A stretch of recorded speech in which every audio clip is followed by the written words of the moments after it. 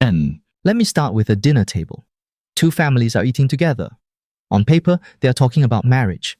The dishes come out. Everyone is polite. They talk about work. They talk about health. They talk about relatives. Then, slowly, one thing walks into the room. The apartment. Do you have one? Who pays the down payment?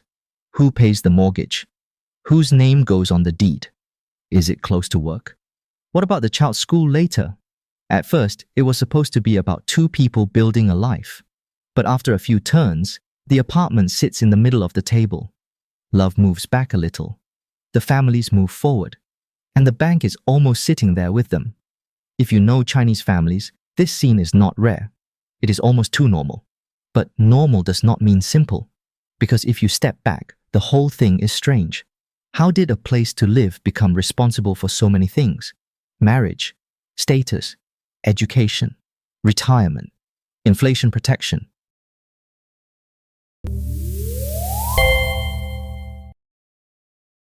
Child's future, even whether someone looks reliable. How did one apartment become a container for a family's sense of security? That is the road we are investigating today. This is not a video about whether housing prices will go up or down. And it is not a video telling you to buy or not buy. The question is deeper. Why did so much security get pushed into something that was originally just meant to be lived in? This road did not appear overnight. It was built slowly. To understand it, we have to go back. For a long time, urban life in China was not organized around the individual household in the way it is today. If you worked in a state-owned unit, the unit was not only a place that paid your salary, it was more like a life box. Where you worked, where you lived, how medical care worked, where your children might go to school, what retirement looked like. Many things were tied to the unit. Housing was part of that. For many urban workers, housing was not mainly a market product. It was assigned. You waited, you queued. Seniority mattered, rank mattered, family situation mattered. That system had plenty of problems. It was slow. It was unequal. It depended on where you worked. But inside that system, an apartment was not only an asset. It was a life position. You had a job. You belonged to an organization. Your life had a track. Housing was one part of that track. Then the road changed. In 1998, China pushed forward a major urban housing reform. One core direction was to end physical housing distribution and move toward a commercial housing market. That sentence sounds technical. But for an ordinary family, it meant something very concrete. Housing moved. It moved from the workplace unit toward the market. Before, you waited for the system to give you a place. Afterward, your family had to buy that place. This was not only a housing reform. It was a relocation of security. Security moved out of the work unit and into the family wallet. You want stability? Buy a home. You want marriage? Buy a home. You want better school access? Buy a home. You want your parents to relax? Buy a home. You want to prove you have a place in the city? Again, buy a home. An apartment slowly became more than a place to live. It became proof. Proof that you were capable. Proof that you were responsible. Proof that you were not floating. Proof that you had a position in the city. So when many Chinese families buy an apartment, they are not only buying walls. They are not only buying rooms. They are buying the feeling that life has finally stopped hanging in the air. That is the power of housing. It is not like a stock that moves every day. It is not like a fund you cannot touch. It is not like an insurance contract full of small print. A home is physical. The key is in your hand. The door opens. The light turns on. The bed can go inside. Parents can visit. Friends ask, and you can say, "We have one." That phrase is short. We have one. But behind it is a lot. We have a home. We have a base. We have face. We have a next step. That is why housing began to take over the family's sense of security. The People's Bank of China once published a survey on urban household assets and liabilities. Some of the numbers are striking. The home ownership rate among urban Chinese households was 96.0%. The average household owned 1.5 housing units. Housing made up 74.2% of household physical assets. The average household housing asset was 1.878 million yuan. Look at that structure. It does not look like a family simply bought a place to live. It looks like a huge share of family destiny was placed inside housing. That is a very Chinese structure. For many families, wealth is not sitting in an account. It is behind a door, on a property certificate, inside a mortgage that may last 20 or 30 years, inside a home that cannot be sold casually. Call it an asset. That is true. Call it a home. That is also true. The problem begins when one thing is asked to carry too many jobs. At first, it only had to provide shelter. Then it began to manage marriage, then education, then retirement, then family wealth, then even dignity. At that point, the home is no longer just a home. It becomes a ticket. With the ticket, you can talk about the next stage of life. Without the ticket, many conversations suddenly become hard to start. A China Youth Daily survey once found that 78.5% of surveyed young people believed owning a home could bring a sense of security and belonging. That number is not hard to understand. Ask a young person why they want to buy. They may not start with investment. They may say, "I do not want to keep moving. I want a place that is mine. My parents will feel better. I do not want to be too passive when marriage comes up." These are not financial terms. They are life words. Fear of drifting, fear of being asked to leave, fear of instability, fear of worrying your parents, fear of having no roots in the city. So, housing does not only catch greed, at least not only greed, it catches a much deeper fear. Will I have a place to land? Will I always be an outsider? Will I work for years and still have no position of my own? This fear is especially strong in many Chinese families, because a lot has changed across 1 or 2 generations. Work units changed, jobs changed, education rules changed, income expectations changed, markets changed. When the outside world keeps changing, people want to hold something that looks like it will not run away. Housing looks exactly like that. It is heavy. It is large. It has an address. It does not disappear next month like income might. It does not pass like a temporary opportunity. So a generation naturally came to believe that housing was the safest thing. But here is the turn. The thing that looks safest can become the heaviest thing once it becomes too expensive. Housing was supposed to make people settled. But when a family puts too much security into it, it can make people less secure. You have a mortgage, so you do not dare to change jobs easily.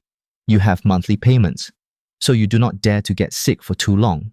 You have down payment pressure, so you do not dare to take life slowly. You buy for the school district. The child may not even be born yet, but the anxiety has already moved in. You buy for marriage. The couple has not even started life together, but a 30-year debt is already sitting beside the bed. You buy to reduce risk. Then the biggest risk becomes the home itself. This does not mean housing is useless. Of course, housing matters. A stable place to live is important for a family. The problem is that it cannot be responsible for everything. But over the past few decades, many Chinese families place things into housing that should have been supported by other systems. If the city does not give enough belonging, the home must supply it. If school resources are uneven, the home must fight for them. If retirement feels uncertain, the home must back it up. If investment channels feel unsafe, the home must store wealth. If marriage trust is not enough, the home must prove commitment. In the end, one apartment becomes a giant box. Everything gets stuffed inside. And when enough things are stuffed into a box, the box changes shape. You think you are buying housing. In reality, you may be buying a temporary answer to many different problems. That is the mechanism. Housing did not become powerful by magic. It became powerful because many other roads did not feel reliable enough.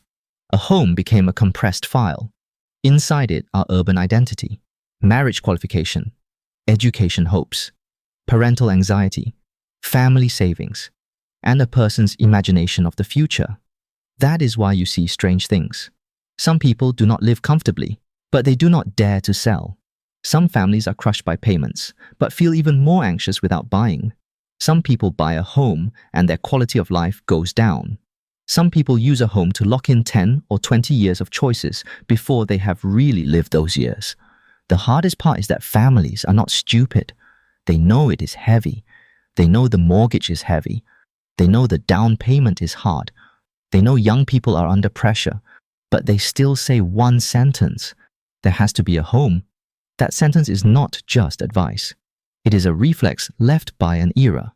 There has to be a home. But today, the question has changed. If housing prices do not only rise, if jobs are less certain, if fewer children are being born, if cities themselves can change, then the old logic that buying a home automatically means safety has to be checked again. This is not about never buying. It is about not treating housing as an all-purpose answer. The better question is not, should I buy or not? That is too rough. The better question has 5 parts. First, is this solving housing or is it solving anxiety? If you truly need a long-term place to live, if your work is relatively stable, if your family structure is stable, if your cash flow can carry it, then a home is a life tool. A tool can be worth buying. But if you are buying only because you fear falling behind, because others have one and you do not, because your parents are pushing, because you fear it will be even more unaffordable later, then you may not be buying a home. You may be buying fear. And things bought with fear often make people overestimate what they can carry. Second, will it eat your cash flow? Buying a home is not only the down payment, there is the mortgage, property fees, renovation, repairs, commuting, children, parents, and all the unexpected things life throws at you. If one apartment makes you afraid to rest, afraid to switch jobs, afraid to start something, afraid to get sick, then its security has to be discounted. Real security is not only having a home. Real security is being hit by life and still being able to stand. Third, is it selling you education, marriage, and face as one package? This matters. Once those things are tied together, it becomes very hard to think clearly. You think you are calculating price, but you are actually calculating a child's future. You think you are looking at location, but you are looking at marriage bargaining power. You think you are buying square meters, but you are buying your parents a better night's sleep. Those things are not fake. They are very real. But the more real they are, the more you need to separate them. Do not let one housing price set the price for every emotion. Fourth, does it have liquidity? Some assets look expensive, but when you really need money, they may not turn into cash quickly. Housing is exactly like that. Selling takes time. Cutting the price hurts. Not cutting the price may mean it does not sell. After selling, where do you live? And your family may not even agree. So a home is not a bank balance. Do not treat it like emergency cash. Fifth, will it reduce your choices? This is the easiest one to miss. If a home makes you calmer, more stable, and more able to live, good. But if it makes you unable to leave a bad job, unable to move to another city, unable to change direction, unable to keep a buffer, then it is not only an asset, it is also an anchor. An anchor is useful. A boat needs an anchor. Without one, the boat drifts. But if the anchor is too heavy, the boat cannot move. Housing works the same way. It can stop a family from drifting. It can also stop a family from moving. By the end of this case, the problem with housing is not only that it is expensive. The deeper problem is that it has taken over too much security. When a society asks housing to carry so much security, ordinary families naturally become tired. Because they are not only buying an apartment, they are buying a whole life order. They are buying parental peace, marriage eligibility,